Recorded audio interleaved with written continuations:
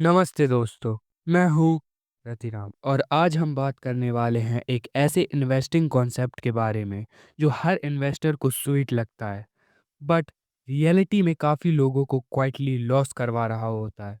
Yes, we are talking about dividends. देखो भाई, हर investor खुश हो जाता है जब डिविडेंड आता है क्योंकि वो सोचता है कंपनी मुझे फ्री पैसा दे रही है। बट ट्रुथ ये है, डिविडेंड्स फ्री पैसा नहीं होते। और अगर आपने ये गलतियां की तो आपका long term wealth creation game weak पड़ जाता है। तो चलो शुरू करते हैं कुछ कॉमन डिविडेंड इन्वेस्टिंग मिस्टेक्स जो आपको हर सीरियस इन्वेस्टर से अलग बनाएंगी। Mistake number 1, thinking dividend equal to free money. देखो भाई, ये सबसे कॉमन गलती है। हर नया इन्वेस्टर सोचता है मुझे 20 रुपए पर शेयर डिविडेंड मिला, मतलब एक्स्ट्रा पैसा।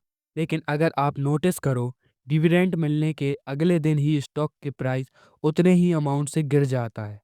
एग्जाम्पल लो, रिलायंस इंडस्ट्रीज अगर 3,000 पे ट्रेड कर रहा है और 50 रुपए का डिविडेंड अनाउंस करता है, एक्स डिविडेंड डेट के बाद प्राइस अराउंड 2,950 आ जाता है। मतलब कंपनी ने कोई नया पैसा नहीं बनाया, सिर्फ अपना कुछ प्रॉफिट इन्वेस्टर को दे दिया। कंपनी के पास जो पैसा था ग्रोथ में लगाने के लिए, वो अब आपके अकाउंट में चला गया। सोचने वाली बात यह है, अगर वो पैसा बिजनेस में रहता तो वो ग्रो होता और आपको उस ग्रोथ पे भी कंपाउंडिंग मिलती। सो रिमेंबर, डिविडेंड मिलने का मतलब प्रॉफिट नहीं, सिर्फ कंपनी ने अपना ही पैसा रीडिस्ट्रीब्यूट किया है। Mistake number 2, chasing high dividend yield stocks.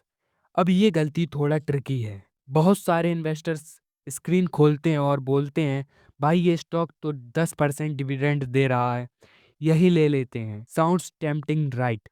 लेकिन हाई डिविडेंड यील्ड्स अक्सर एक वार्निंग साइन होता है।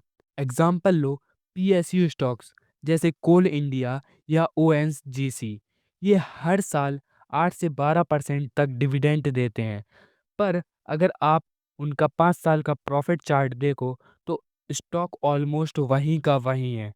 मतलब आपको डिविडेंड मिला लेकिन स्टॉक प्राइस ग्रो नहीं हुआ। सो इफेक्टिवली आपका टोटल रिटर्न बहुत लो हो गया। Why does this happens? क्योंकि हाई डिविडेंड देने वाली कंपनीज अक्सर ग्रो फेज से बाहर निकल चुकी होती हैं। उनके पास नए प्रोजेक्ट्स नहीं, एक्सपेंशन नहीं, तो पैसा शेयर होल्डर्स को दे देते हैं। Compare that to a company like HDFC bank. वो कंपैरेटिवली कम डिविडेंड देती है but stock price consistently grow करता है, giving far higher overall return. So भाई, high dividend does not equal to good investment.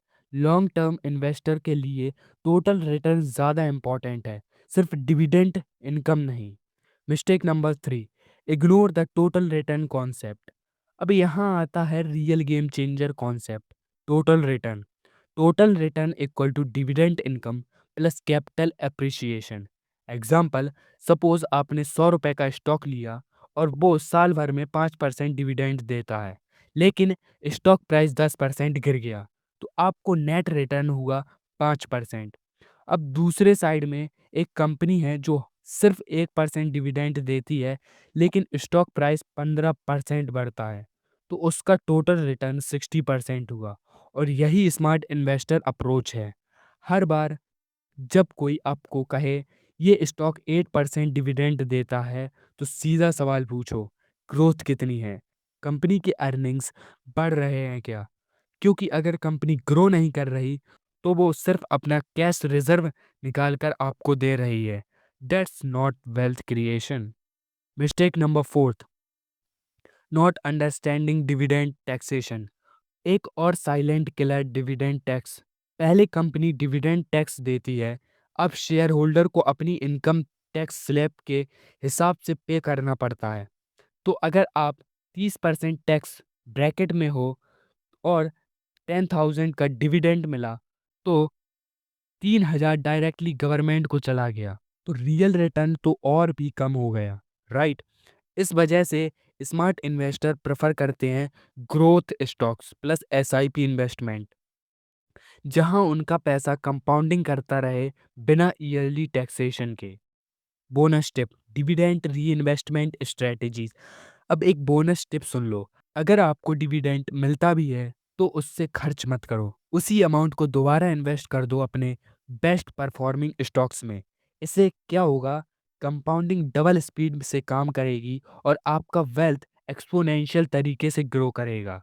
Conclusion, तो भाई लोग, अगर आपको डिविडेंड से पैसा कमाना है तो उसके पीछे के मैथ्स एंड मीनिंग समझना ज़रूरी है। हाई डिविडेंड से ज़्यादा इम्पोर्टेंट है सस्टेनेबल ग्रोथ और बिजनेस फंडामेंटल्स।